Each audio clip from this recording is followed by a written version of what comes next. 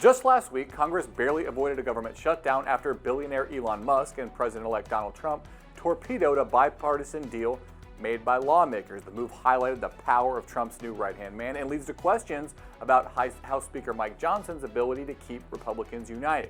It's time to go on the record with Scott Tranter, Director of Data Science for Decision Desk HQ. Scott, in a last-second Christmas miracle, Congress was able to avert a government shutdown. There's a lot of focus on House Speaker Mike Johnson as he tried to placate competing demands from President-elect Trump, MAGA influencers, and Republicans in Congress. Was Johnson able to get through unscathed, or is his leadership position in jeopardy in the new year? Yeah, no, I think his speakership election is going to be the next big one we cover. It's going to be next week, January 3rd. He had to get this bill passed with over 190 Democratic votes, which is, to be honest, what got Kevin McCarthy booted and him the job this most recent time. So I think there's going to be quite a bit of intrigue around the speakership vote next week. And, this one was tough, and he had a bigger majority this week than he's going to have next week when he has that speakership vote. I don't think he got out unscathed, and I think next week's going to be interesting. If Johnson's leadership is challenged, would Democrats throw him a lifeline like they did when there was an effort to oust Johnson earlier this year? They did it once. I doubt they'll do it again. There's been some anonymous quotes from significant Democratic sources telling reporters no, which is usually the precursor to Jefferson coming out and saying no. So I wouldn't count on it. And I don't necessarily think that's how Johnson wants to become speaker anyway. So I don't think that's a realistic possibility here. Elon Musk was a key player in killing the first plan to fund the government last week. I imagine there is some frustration inside the GOP over Musk just coming in and blowing up a bipartisan deal at the last minute. Can Musk continue to use X to bully lawmakers, or will that end up creating resentment among Republicans and diminish his influence?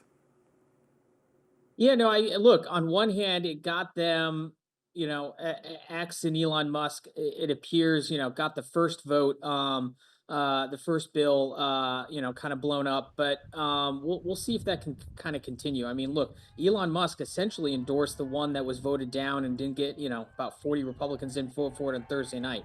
So I would call it mixed results in that sense. And I don't necessarily think Congress, there's significant members of Congress who understand they got to listen to Elon Musk and obviously listen to the president. But at the end of the day, they're the ones who are going to be on the hook and on the vote 2 years from now. So I think, yeah, him and X are going to have significant amount of influence, but there's going to be some push and pull because these members do have to stand by their own votes. Along those lines, President-elect Trump wasn't able to get his wish of removing the debt ceiling because a significant number of Republicans that you talked about bucked that idea. Does that suggest Trump's power over the party also has limits?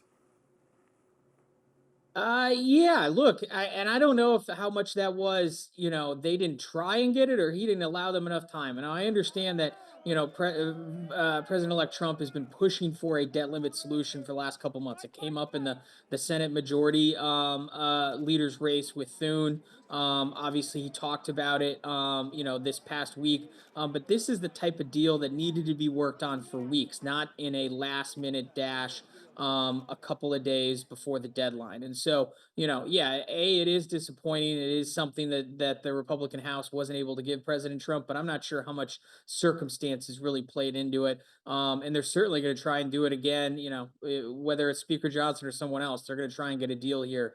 I think in the first, 50 to 100 days. Do you think the dynamics of this funding fight foreshadow what we can expect to see inside the GOP once the new Congress takes control? Yeah, foreshadow it is probably not the term I would use. I would say it's a small appetizer to what we're going to see. This one seemed pretty tame compared to what the margin the Republican caucus is going to have next cycle. The Democrats are going to be fully re-energized post-election. Donald Trump will be president. So I think what we saw last week is going to be relatively tame to some of the budget funding and bill fights we're going to see, at least certainly in the first year. And when Republicans do take control of Washington next year, they have this laundry list of items they're hoping to tackle. What's going to be the order of operations? Is it border, defense, energy, or will they try to tackle tax cuts first? So that's the question, right? What is HR 1? That's traditionally speaking the bill after a presidential election with a Congress that everyone looks at. We'll see what the bill is and what the priorities are. But right now, the incoming Trump administration says all the above is the number one priority.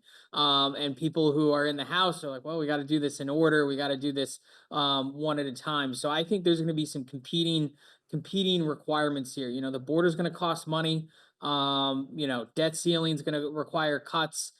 Tax reconciliation is gonna require or tax cuts, and reconciliation is going to require some nuanced legislating. All these things are going to have to take an order. I'm not necessarily sure anyone knows what it is yet, and I think that's going to add to the chaos.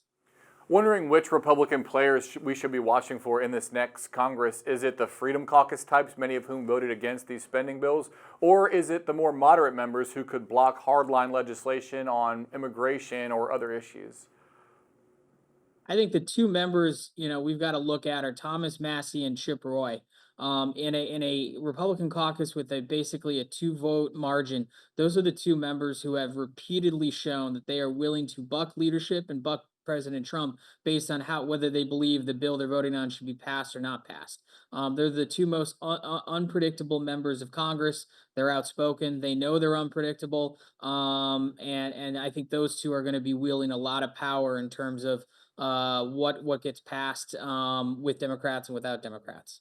On the other side of the aisle, New York Representative Alexandria Ocasio-Cortez lost her race to lead Democrats on the House Oversight and Accountability Committee, but many inside the Democratic Party see her as a rising star. Her messaging has shifted a little bit toward the center. She reportedly told members of her party that she won't support primary challenges of the sitting members.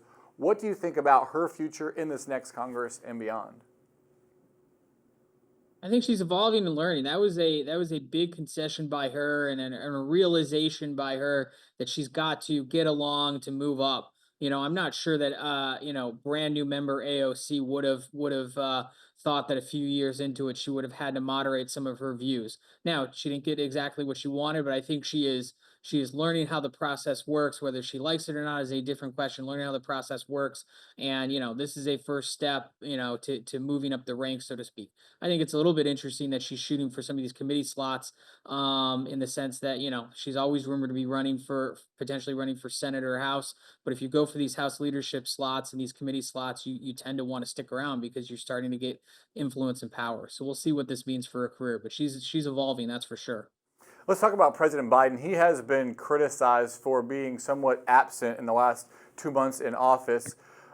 He did not speak out publicly during the tense government funding debate. We did see Biden recently commute the sentences of federal death row inmates.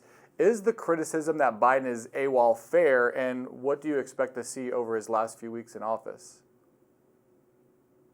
Yeah, look, he probably could have been more involved in a lot of these places. It wasn't necessarily his place. I could make the argument either way. I think he's getting quite a bit of blowback after pardoning his son, after saying he wouldn't. We just saw a whole bunch of new sentence commutations, a few foreign trips here or there, and not a whole lot of commentary on the hot political issues of the day. That being funding last week. So we'll see where it goes. It's his final 4 weeks. He's going to be the president for the final 4 weeks. I don't see anything major coming out of him other than some people griping about how much he's doing or not doing on his way out. I want to ask you quickly about Matt Gaetz. That ethics committee report into their investigation into misconduct allegations against Gaetz was finally released. The interesting thing there is many in the MAGA circle seem to not want the report to be released. He was Trump's pick for Attorney General before bowing out. What do you think it says about the appetite in Congress to forcefully challenge Trump administration nominees? Well, I just paged through a little bit of the report. It was released this morning right before we taped this. It's very apparent to me why he didn't want it released, and it's very apparent to me why there are many members of Congress who didn't want to see him as AG. It's less so apparent to me why he was touted as a pick because of all this. Look, Donald Trump tends to pick people who are loyal, publicly loyal, and supportive of him. That is exactly who Matt Gaetz is. I don't necessarily think that will affect any of the other nominees or how Donald Trump thinks about his nominees, and I don't think this will, Matt Gaetz will affect any of the other nominees either way, in terms of whether or not Donald Trump's support is going to hurt or help anybody. I think it's a bombshell of a story that's not going to have any ripple effects on anyone else or how Donald Trump looks at these nominees. All right, Scott, last question before I let you go. With the new year right around the corner, what's one under the radar change you're watching out for once the White House switches hands? Oh, that's a good question. Look, I think you kind of touched on it early on. The Congress needs to get a lot done, whether it's priorities with the border, whether it's priorities with taxes or reconciliation. The Republicans have control in the Senate, relatively comfortable lead, a very thin lead in the House, a president who's coming into a second term, who kind of knows how the building runs. And because you know how the building runs, because you know how the government runs, you know that you've really only got the first year to really move some of this stuff. And so I think what a lot of people are going to be surprised about is I'm not necessarily sure Donald Trump's going to get a lot of his agenda or all of his agenda done, but I think he's going to get more of it done or more of it hashed out this first year than I think a lot of people are expecting. There will be fireworks, there'll be crazy floor fights, there'll be surprises, but you're coming in with a motivated Republican Party, unified in all three branches, and a president and a president's team who's done this before. So I think you're going to see a lot more movement than people have expected. All right, we'll continue to keep following it. Scott Tranter, thanks so much. Thanks for having me. That's it for What's America Thinking. I'm Drew Petrimo. Come back next week and be sure to like, share, and subscribe to the Hills YouTube channel.